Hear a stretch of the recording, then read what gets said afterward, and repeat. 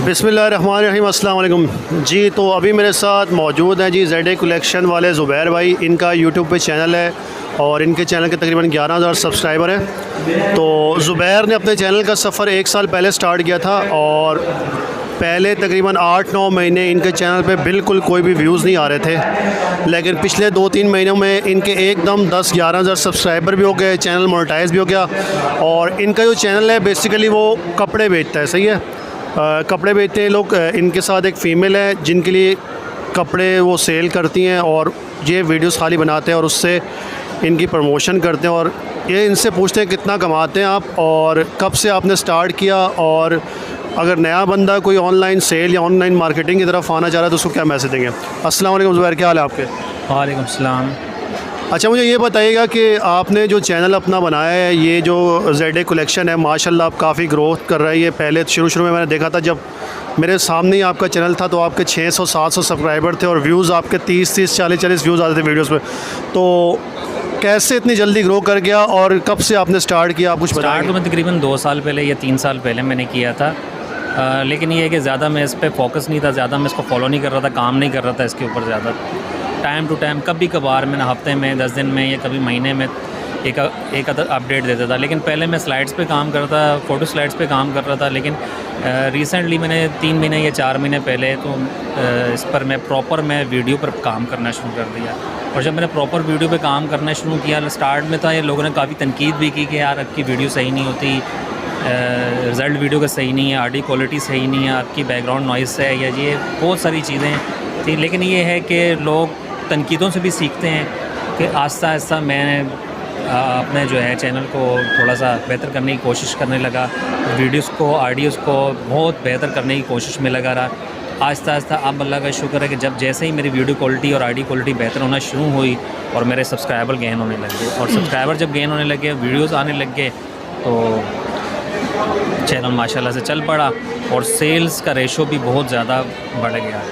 तो different brands हमारे पास होती हैं, सेलेटेक्स होती है, बिन सईद हम बहुत ज़्यादा लूज़ में भी सेल करते हैं और होलसेल रेट पर भी हम सेल करते हैं। तो चैनल का लिंक डिस्क्रिप्शन में होगा, आप काइंडली विज़िट करें उस चैनल पे, ठीक है। और इनके कपड़े वाकई यार मतलब कि ट्रस्टेड सेलर्स हैं ये, मतलब कि आप बग़ैर किसी टेंशन के इनसे कपड़े ले सकते हैं। ख़राबी की सूरत में ये मनी बैक गारंटी भी देते हैं मेरे ख्याल में। यस। तो इनकी मनी बैक गारंटी भी। और अच्छा, ये बताएं कि सबसे पहले जो आपने आप बोले 2 साल पहले सफ़र स्टार्ट किया और अभी जाकर रिसेंटली मुझे पता चला कि आपके चैनल रमज़ान में आपके चैनल ने ग्रोथ की, जब कोरोना वायरस था और लॉकडाउन की वजह से शॉपिंग मॉल ज़रा बंद थे, तो लोग ज़ाहिर सी बात है घर में बैठ के शॉपिंग कर रहे थे, तो उस वक्त आपकी वीडियोस बहुत ज़्यादा चल गई, वायरल होगी और सेल्स भी। लेकिन ये बताएं कि जो सबसे पहली जो आपके सूट की सेल थी, सबसे पहली सेल आपकी कब हुई है? सबसे पहली जो सेल थी रमज़ान से तकरीबन 1 महीना पहले, ये रमज़ान से तकरीबन 1 महीना पहले हमारा चैनल ग्रो करना शुरू हुआ। 2 चीज़ें थी, देखें इसमें मैं बताता हूँ, क्लियर कर दूँ थोड़ा सा। 2 चीज़ें थी, एक तो था लॉकडाउन और सेकंड ईद नज़दीक थी, तो लोगों को शॉपिंग भी करनी थी और लॉकडाउन में वो बाहर भी नहीं निकल सकते थे। तो अब ये थोड़ा सा ये था कि हमारे पास एक वो था कि अपॉर्चुनिटी थी कि यार हम अपने वीडियोस ज़्यादा से ज़्यादा अपलोड करें, ज़्यादा से ज़्यादा बनाएं, ज़्यादा से ज़्यादा ब्रांड्स हम शो कराएं। तो उसमें ये है कि हमें एक चांस था कि हमारा चैनल जल्दी ग्रो कर जाएगा। मतलब आपने देखा होगा कि ये बोल रहे हैं कि सबसे पहली जो सेल थी इस दफ़ा रमज़ान में हुई है ना, मतलब 2 साल से बंदा वीडियो बना रहा है और रमज़ान को भी 4 महीने हुए हैं, सही है।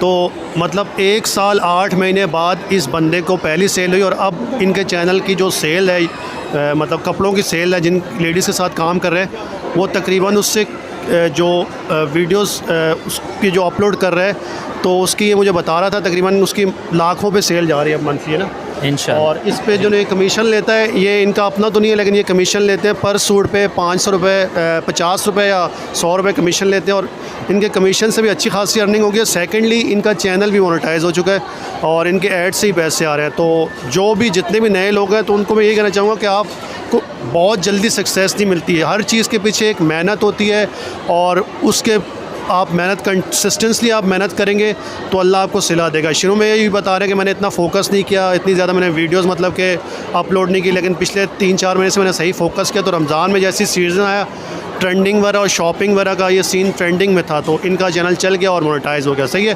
तो मेहनत ज़रूरी है। अच्छा, मुझे ये बताएं ज़ुबैर कि कोई ऐसा मतलब कि बंदा है जिसको आपने कभी कपड़े बेचे हो और जब डिलीवरी उसके पास ऑर्डर हो चुका हो तो वो वहाँ जाके आपको बोले यार नहीं यार मुझे जो है ना नहीं चाहिए, अब मैं जो है ना वापस ले जाओ।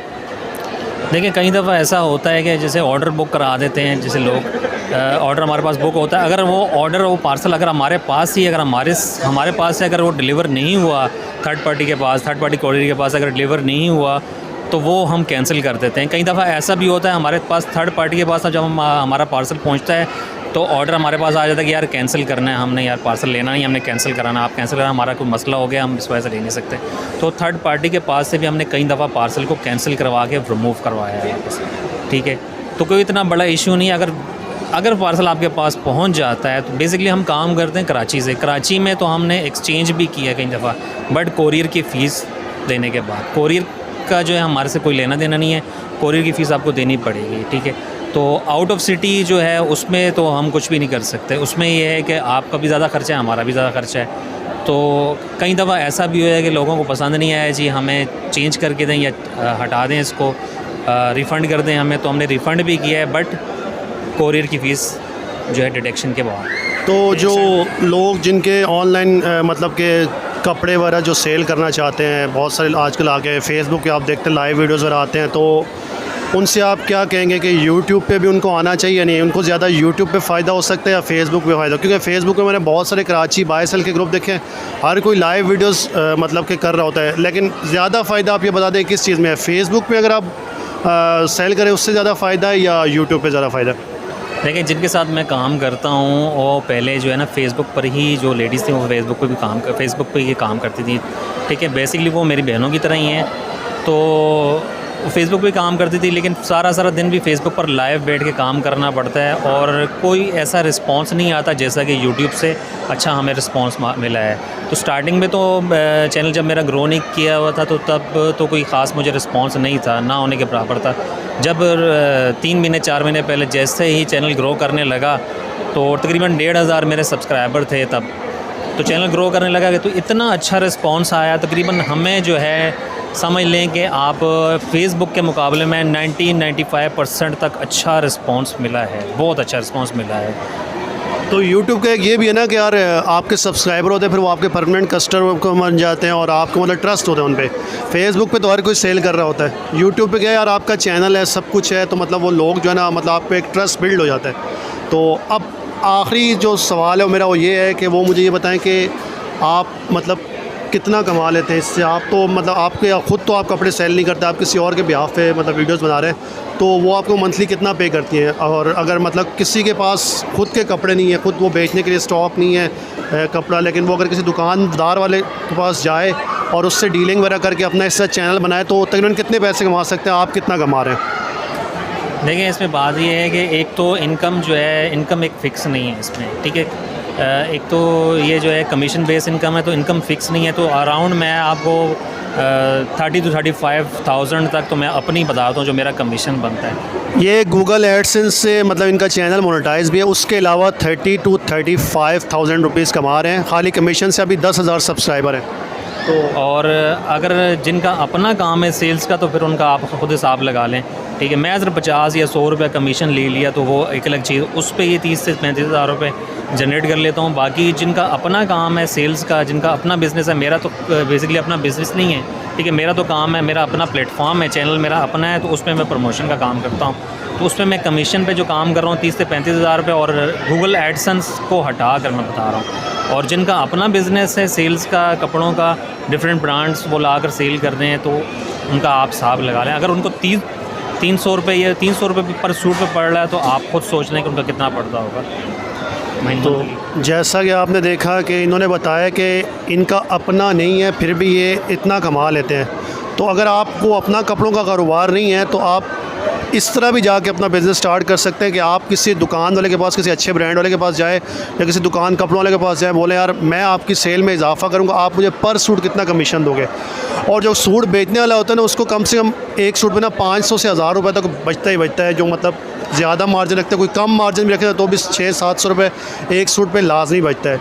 तो अगर आप लोगों के पास अपना कोई प्रोडक्ट नहीं है तो आप इसी तरह जाके किसी ब्रांड से या किसी कपड़ों वाले की दुकान से या किसी भी मतलब के कॉस्मेटिक कोई भी आप काम कर सकते हैं, उनसे बोले यार मैं आपकी प्रमोशन करूँगा, यूट्यूब पे वीडियोस बनाऊँगा, सेल्स पे मेरे रेफरेंस से जितने ही बंदे आए तो आप मुझे एक सूट का कमीशन दे दें। और कमीशन को जो आप सिक्योर करना, अच्छा एक सवाल और मैं आखिरी इनसे कर लूँ क्योंकि माज़रत चाहूँगा, एक सवाल मज़ीद कर रहा हूँ, वो इनसे ये पूछना है कि यार आपको कैसे पता चलता है कि आपका इतना कमीशन बन गया, आप उनसे कैसे पता पूछते हैं? देखिए, एक तो सारा सिस्टम हमारा, मेरा जो सिस्टम है, मेरा तो मोहल्ले वाला का चक्कर है सारा, कोई इतना बाहर वाला चक्कर नहीं है। तो मैंने तो ऐसा कोई बिल वगैरह का सिस्टम नहीं बनाया हुआ, मैं तो एक ट्रस्ट पे काम कर रहा हूँ, सीधी बात है। लेकिन आगे अगर मुझे कोई सैलरी मिलता है या आगे मेरा काम अगर डेवलप होता है बहुत ज़्यादा, तो फिर मैं जो है कि पे बिल पे काम करूँगा, बिलों पे काम करूँगा। तो ये क्या तो मतलब अभी मतलब ये प्रमोशन भी इनका इरादा है फ्यूचर में दूसरे ब्रांड्स की तरफ भी जाने का, मतलब एक ही साथ नहीं रहने का। तो थैंक यू ज़ुबैर, आपने मुझे टाइम दिया, आपका बहुत बहुत शुक्रिया। Thank you very much. Thank you.